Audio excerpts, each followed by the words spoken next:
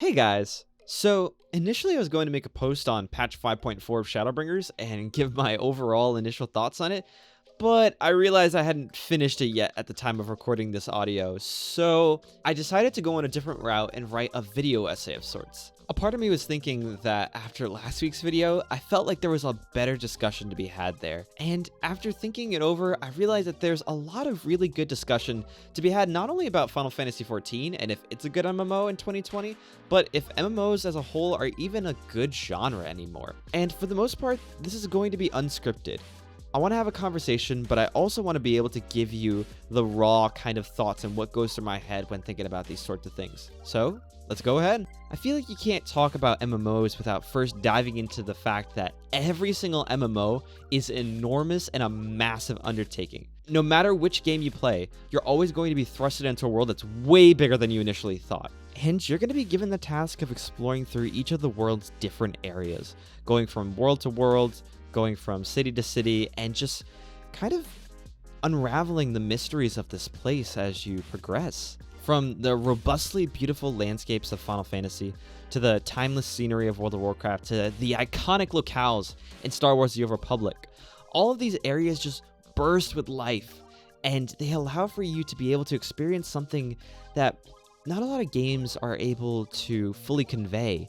And that's only made more real by the way that each of these games allow you to be able to explore them to your heart's content. No matter what area you're in or what quest you're on, you're always going to be able to go and do something else and seek out your own adventure. Which is pretty great, not gonna lie. It gives you the ability to explore to your heart's content. If there's something you don't want to do, you don't have to do it. But if you're interested, the opportunity's always there, and I think that that's a really good thing. The next thing that's probably very important to talk about is the gameplay. You can't have a really good looking game with a great world if the gameplay isn't fun or engaging and just loses you halfway through it. Now, we can't ignore the elephant in the room. With most, if not every MMO, the beginning of it is kind of a sludge, but it's all for good reason. The beginning of an MMO teaches you how the game works, teaches you about the mechanics, and for as slow as it is, I feel like it's important for you to learn how MMOs work, because sometimes MMOs don't give you the best means of learning the actual systems, other than stripping you of all of the cool abilities, quote unquote, until you're higher level, and forcing you to do the same kind of abilities while looking and learning about how aggro works and about how mechanics work and about healing and all that stuff. So yeah, it can be a little bit of a sludge through the early game levels, but at the same time, you gotta understand that for all the abilities that you don't have, there's a whole system of mechanics to learn in between now and then. Because for most people, by the time they get to endgame, if they haven't learned the basics of how anything works, they're not going to do well and they're not going to enjoy the endgame, which for the most part is the heart and soul of MMOs. You look at anybody playing World of Warcraft right now on Twitch, and you see a good chunk of people who are doing endgame content or preparing for endgame in some way, shape, and form. And that's because endgame is what drives MMOs. It's the culmination of every single gameplay aspect that you learned up until that point coming together in this glorious masterpiece that's orchestrated before you in the form of a boss fight or a dungeon or some similar type of encounter that requires large focus and raid-wide attention. Which perfectly segues into what I consider one of the coolest things that has ever come out of my time playing any MMO. And that's simply the community. Unless you've been living under a rock for the past year, you might have noticed that we're in the middle of a global pandemic. And for the most part, going anywhere is almost impossible. And with that, it's super important for people to still have communication and relationships during this time, maybe now more than ever. If there's one thing that I'm super grateful for to exist during this time in quarantine, it has to be Discord. The ability to stay connected with friends far and wide, even though there are things separating us, has been monumental to not only my health, but I know the mental health of so many other people.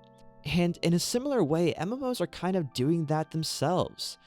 Think about the games for a second. Their format lends itself greatly towards large amounts of people, whether it be 4 or whether it be 48.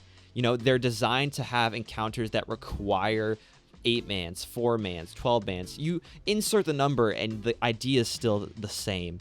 But what does that lead to? It leads from one person meeting another to adding them on their friends list to meeting their guild and eventually starting this whole friendship that could last their entire lifetimes. And that's remained true for decades. Look at World of Warcraft. Look at how many people still play that game today. How many people haven't left the guild that they joined back in vanilla to this same day. People that have gotten married in this game. If that's not a testimony to how amazing the MMO genre has been for bringing people together before there was a pandemic, then I don't know what is. And that's what I kind of feel like the point of games are as a whole, right? As much as we love the gameplay, we love the story, we desire to share our experiences. We desire to be a part of something. And MMOs are literally designed to make you a part of something. So in a time like this, I feel like now more than ever, it's a great time to pick up an MMO. It's a great time to be a fan. It's a great time to be a player. And if you've been playing an MMO for a while and you haven't found something like a guild or a company or any sort of group of individuals to affiliate yourselves with, I encourage you to do so. Those are honestly some of the best ways that relationships and friendships can be formed, is through stuff like that. But let me know what you think. Do you think that MMOs are the best way to connect people in a time such like this? Or do you think that there are better ways to do that in gaming? Be sure to write your thoughts down in the comments below. And if you like this video, be sure to leave a thumbs up and subscribe if you want to see more content like this. We'll be sure to have more content for you coming up later by this week, so stay tuned. Alright, so that's going to be it for me, guys. I'll see you guys in the next video. Until then, take care, guys. See ya.